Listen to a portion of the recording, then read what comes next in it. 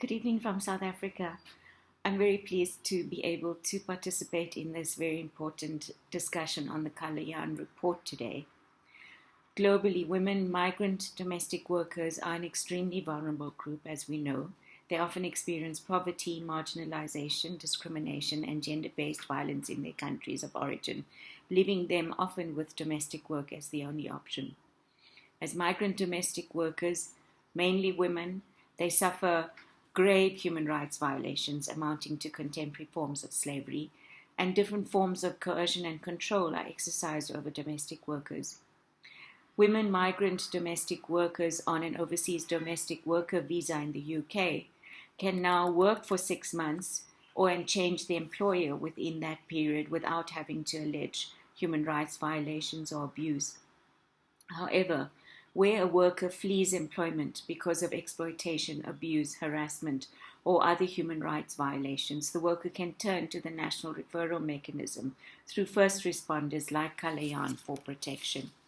This takes the form of a positive conclusive grounds decision, which will enable the worker to remain in the UK to work for 1 to 2 years.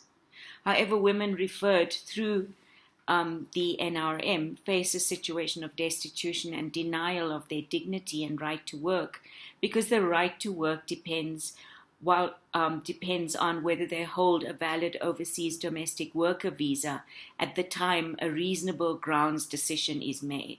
Once the reasonable grounds decision is made, they wait for conclusive grounds decision, which can take up to 24 months, and according to the Kalayan report, in one instance took 37 months.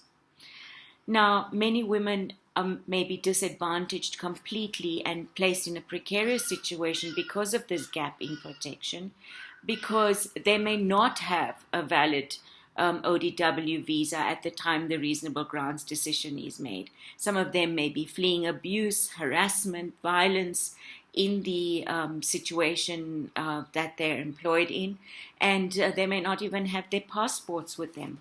So it's often very difficult for a woman who's fleeing abuse, fleeing human trafficking, fleeing contemporary forms of slavery, to be able to show that at the time a reasonable grounds decision is made that she was validly in the country. This denial of the human right to work and this protection gap is a very significant human rights violation for overseas domestic workers in the UK. It exacerbates their vulnerability to irregular and precarious work. It also exacerbates their vulnerability to contemporary forms of slavery, like human trafficking or forced labor. And it is imperative that the government take steps to address this gap in protection because of the specific and wide implications it has. I really want to commend Kalayan for taking up this issue and for the advocacy and the work that has been done around it.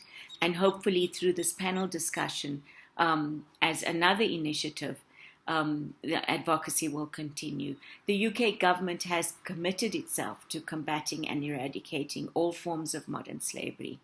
And at the very least, this is one of the issues that should be addressed. I wish you well for the discussion. Good night.